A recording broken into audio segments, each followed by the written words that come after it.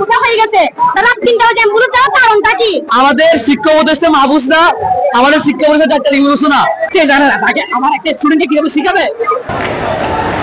আমাদের শিক্ষা ব্যবস্থার যে দুর্দশা সেটা সম্পর্কে বলতে, ফার্স্ট অফ অল আমরা যখন এডুকেশন সিস্টেমকে একটু অ্যানালাইসিস করতে যাই, যখন আমরা দেখতে পাই ওয়ার্ল্ড ক্লাস এডুকেশন সিস্টেম, বিশ্বমানের এডুকেশন সিস্টেম যাকে বলে, তার ক্ষেত্রে প্রথমটা হচ্ছে আমাদের education facilities development, education system honestly and education environment honest and zero corruption rate and the students improvement, that's the right decisions.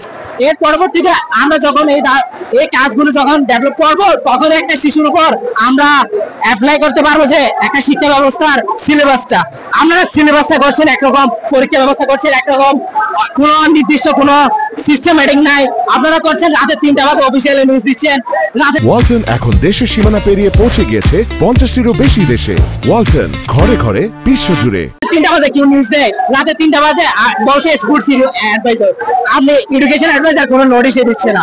আর রাতে 3টা বাজে 5 ঘন্টা আগে কিভাবে স্টুডেন্টকে বলা হচ্ছে আপনার এক্সাম কালকে হবে না, আপনি প্রশ্নটা তাদেরকে ছুটে দেন। এডুকেশন সিস্টেমে কোথায় আজ দাঁড়িয়ে এডুকেশন নীতি নির্ধারকরা, আমার IMF এর একটা রিসার্চ পেপার থেকে বলে, ওই রিসার্চ পেপার করতে গিয়ে আমি যখন জানতে পারলাম বাংলাদেশের এডুকেশন সিস্টেমে প্রায় 90% স্টুডেন্ট বাধা মুখস্থ করে যায়।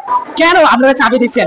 এডুকেশন ল্যাব ফ্যাসিলিটিস দিচ্ছেন না আপনারা আজকে মাইলস্টোন কলেজের ঘটনা প্রেক্ষিতে আজকে বলছি এমনটা নয়, আপনারা দীর্ঘ সূত্রতা ধরে দেখতে পারবেন যে বাংলাদেশের এডুকেশন সিস্টেমটা 1971 সাল থেকে এই অবস্থায় পৌঁছে দাঁড়িয়েছে।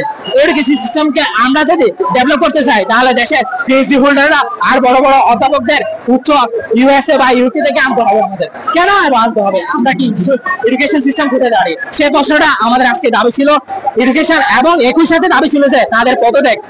যারা শিখতে জানে না তাকে আমার একটা স্টুডেন্টকে কিভাবে শিখাবে? সে তো জানেই না, ওকে কিভাবে শিখাবে, ইমপ্লিমেন্ট কিভাবে করবে, প্র্যাকটিক্যাল ইমপ্লিমেন্ট কেমনি করবে, সেটা আগে শিখাতে হবে। সে নিজে শিখবে, তারপর মানুষকে শিখাবে, শিখতে পারলে তারপর শিখবে দেশ। আমাদের শিক্ষা উপদেষ্টা মাহফুজরা আমাদের শিক্ষা উপদেষ্টা ডাক্তার ইউনুস না, আমাদের শিক্ষা উপদেষ্টা আমাদেরকে বলছে তোমাদের পরীক্ষা হবে কি হবে না। মাহফুজ থেকে আমরা শিক্ষা আমাদের পরীক্ষা জান, রাতে 3টা বাজে কেন বলতে হবে? যখন 24 বিকালে ঘোষণা করা হয়েছে, কেন বিকাল জানানো হয় না আপডেট? কেন আমাদের অলরেডি করা হয়েছে?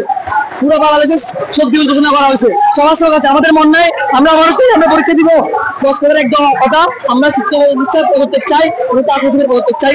লাস্ট কথা ফাইনাল এটাই। আমরা এখন হচ্ছে শিক্ষা উপদেষ্টার পদত্যাগের দাবিতে আসছি। আমাদের দাবি আছে, আমাদের পরীক্ষার কিছুদিন আগে যে রুলগুলো দেওয়া হয়েছিল, যে নিয়মগুলো দেওয়া হয়েছিল, ওই নিয়মগুলো যাতে আমাদের উপরে চাপিয়ে দেওয়া না হয়। আমরা যাতে অন্তত পক্ষে আগে একটু সময় পেলে আমরা ওইসব নিয়ম মানতে পারতাম।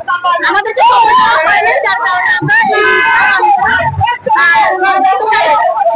আমরা চাইলে শিক্ষা উপদেষ্টা পদত্যাগ করুন। কারণ যারা আমাদের বর্তমানকেই মূল্য দিতে পারতেছে না, যারা আমাদের নারীকে মূল্য দিতে পারতেছে না, তারা কখনোই আমাদের ভবিষ্যতে কোনো উন্নয়ন করতে পারবে না। তিনি সবকিছুর জন্য তিনি তো নির্দেশ দিবেন, তাই না? তো সেক্ষেত্রে আমরা যতবারই তাদের কাছে উত্তর চাইছি, তারা আমাদেরকে উত্তর দিচ্ছেন না, উল্টা মানে আমাদেরকে বুঝাতে চাচ্ছে যে আমাদের দোষ, আমরা পড়ালেখা করি না, সব দিক থেকে তারা আমাদের উপরে দোষ, তারা সব দিক থেকে দোষ দিচ্ছে শিক্ষার্থীর। কিন্তু শিক্ষার্থীরা যে সব দিক থেকে দোষী তা তো না, সমান, দুই দিক থেকে কিন্তু সমান আছে। আমরা যেরকম দাবি চাচ্ছি, তারাও তাদের নির্দেশগুলো দিচ্ছে। একটা সমঝোতার মাঝে আসা যায়, একটা সমঝোতা করলে আমরাও খুশি, তারাও খুশি। অবশ্যই শিক্ষার্থীদের দাবি মানতে হবে, আমরা তো আর অযৌক্তিক কোনো দাবি করছি না, কিন্তু তারা আমাদের কোনো কথার উত্তর দিচ্ছে না। এমনকি আমাদেরকে সোশ্যাল মিডিয়া থেকে দূরে থাকতে বলে তারা আবার সেই সোশ্যাল মিডিয়াতে রাতে 3টা বাজে উত্তর দিচ্ছে যে পরীক্ষা হবে না। তো এগুলো হচ্ছে যে আসলে আমরা মানতে পারতেছি না, কারণ বর্তমানে যে একটা অবস্থা, তারা যদি আমাদের দাবি পূরণ করতে না পারে, সবকিছু আমাদের উপর চাপিয়ে দেয়, ভবিষ্যৎ প্রজন্মের কি হবে? আমরা সেই আশঙ্কার কারণে আজকে এখানে আসছি যে একটা বিমান বিধ্বস্ত হবে এবং একজন শিক্ষার্থী মৃত্যুবরণ করবে, মানে এটা অবশ্যই একটা মানে সফল ঘটনা, যার কারণে আজকে পুরো রাষ্ট্রে শোক পালন করতেছে। কিন্তু আমাদের এখানে দাবি হচ্ছে মানে ওরাই পদত্যাগ। এখন জিজ্ঞেস করতে হবে কেন পদত্যাগটা? কালকে এত বড় একটা ঘটনা ঘটে গেছে, যেটার কারণে পুরো বাংলাদেশের সবাই মানুষই মানে মেন্টাল ট্রমাতে আছে বলতে গেলে এক ধরনের।